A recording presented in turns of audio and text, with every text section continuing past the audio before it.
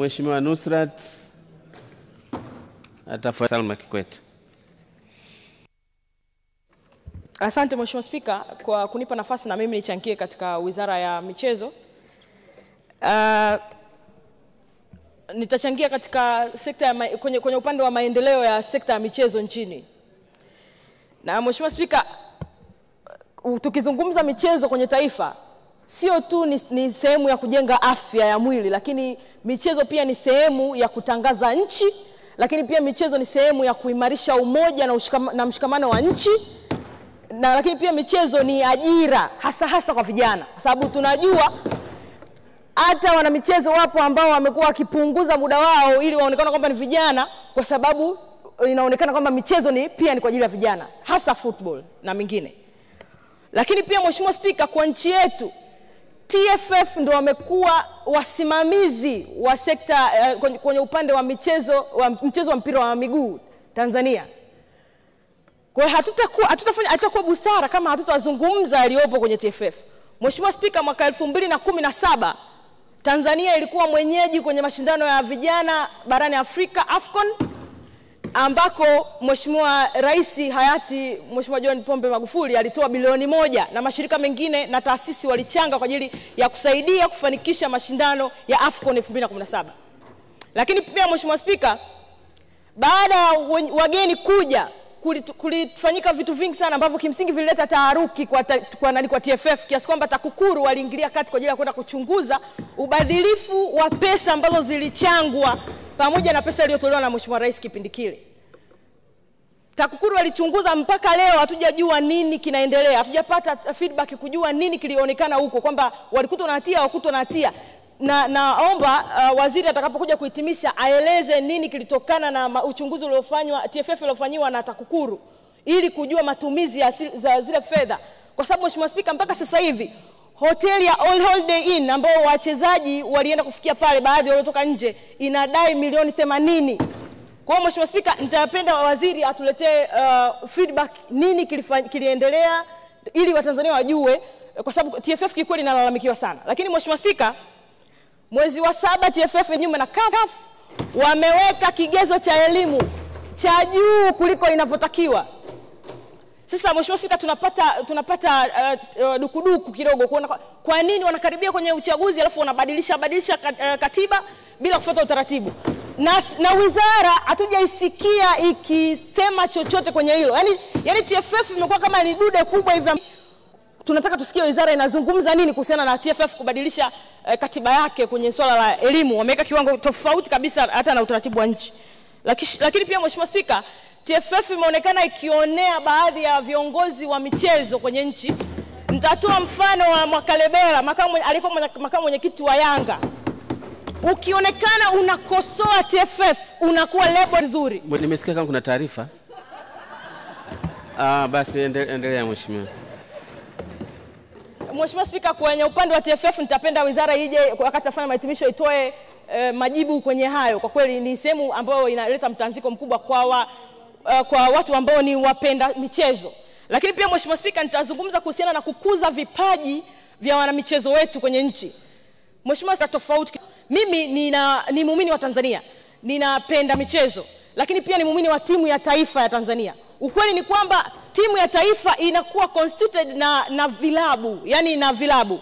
Sasa ukisema unatengeneza, kwa sababu ni miaka mingi tumezungumza kwamba tutengeneza sports academy kwenye nchi, lakini haifanikiwi. Nachojaribu ni kutoa solution ya tunaweza kufanya nini kutokana na experience ya nchi nyingine.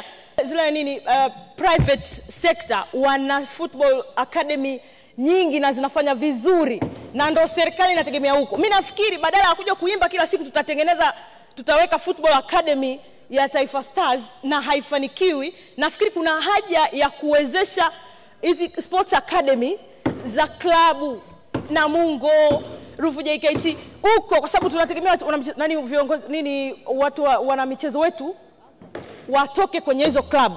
Ni kweli kwamba tunategemea pia nchi zingine kutuletea wana michezo kwetu, lakini pia mimi nafikiri tuutengeneze ndani zaidi.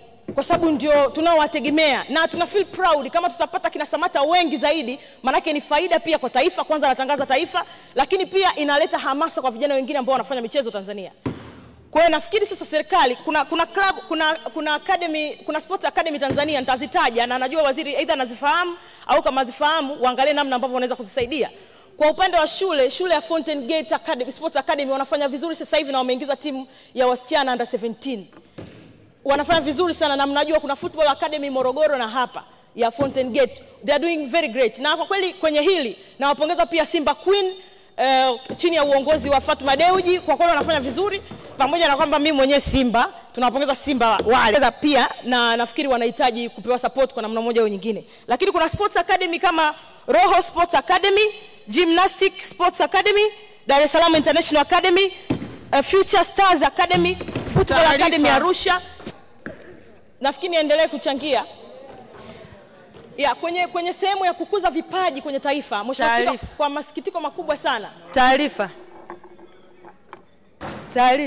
iko upande gani? Uko hapa. Nimekuona, endelea.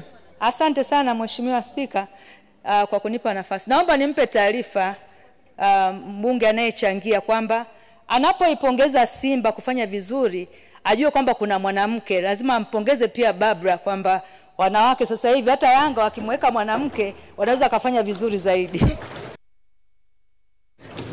Mheshimiwa Nusrat, tunapokea taarifa hiyo kwamba wanawake mnaweza. Mheshimiwa Spika, naipokea, na nilimtaja Fatuma Deuji kwa sababu ndo anasimamia Simba Queens, lakini Barbara ndo top in charge mwenyewe. Kwa hiyo tunampongeza. Yanga tulieni. Mheshimiwa Spika, kwenye upande huo wa kukuza vipaji. Taarifa. Hajaongea bado, subirini aongee ndio mmempe taarifa. Ya Mheshimiwa, naomba niende pia kwenye kukuza vipaji. Nasikitika sana, kuna mdada anaitwa Hazara Charles Mjeje alishinda mashindano ya football freestyle ya danadana, mnamfahamu?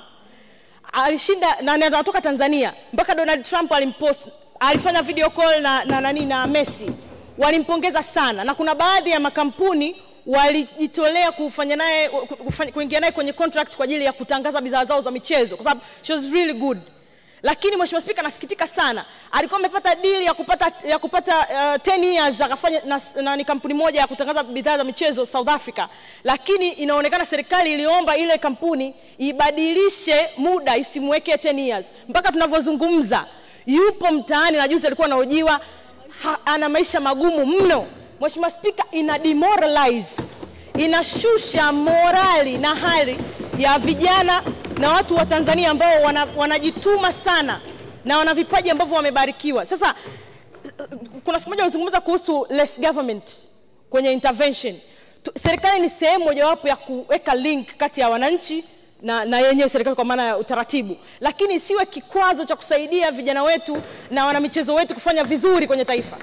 Kwa hiyo nafikiri huyu sasa, kwa sababu pia umri pengine umeenda na nini, lakini ikitokea vijana wengine wana uwezo wa kufanya vizuri, Mheshimiwa Spika, tunahitaji sana kuwasaidia. Tunategemea wizara iwe sehemu ya kuwa link na kuwasaidia, kwa sababu wanatangaza nchi yetu. Sasa hivi ukigugo unaandika Mtanzania aliyepostiwa na Donald Trump. Unaweza kusema ni kitu kidogo, lakini Tanzania ishaingia kwenye hiyo statement. Tanzania ishaingia, lakini pia ni our very own, ni wa kwetu. Kwa hiyo vitu vya kwetu lazima tuwe protected.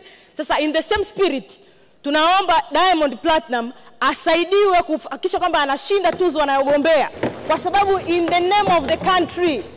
Ukiachana na hivi vitu vyote, kwanza ukweli usiopingika, anafanya vizuri. Huo ndio ukweli, anafanya vizuri, very good. Kwa hiyo tuna sababu pia, kila sababu ya kumsaidia. Lakini pia Mheshimiwa Spika, nimalizie kwenye upande wa wasanii wetu. Kwenye namna gani tunaweza tukalinda kazi za wasanii wetu. Na kwa kweli Mheshimiwa Spika, pamoja na mambo yote, serikali imekuwa ina mkono mzito sana kwenye kuwabana wakifanya vibaya, lakini kwenye kuwasaidia imekuwa ni changamoto kubwa sana. Nashauri kuundwe chombo maalum ambacho kitakuwa kinawaratibu wasanii wao. Najua vyombo viko vingi huko, lakini kuna mgawanyiko, na nyinyi mnajua kuna madudu mengi sana yanaendelea huko. Wana mambo yao wenyewe ndani, wanajua kina Mwana FA.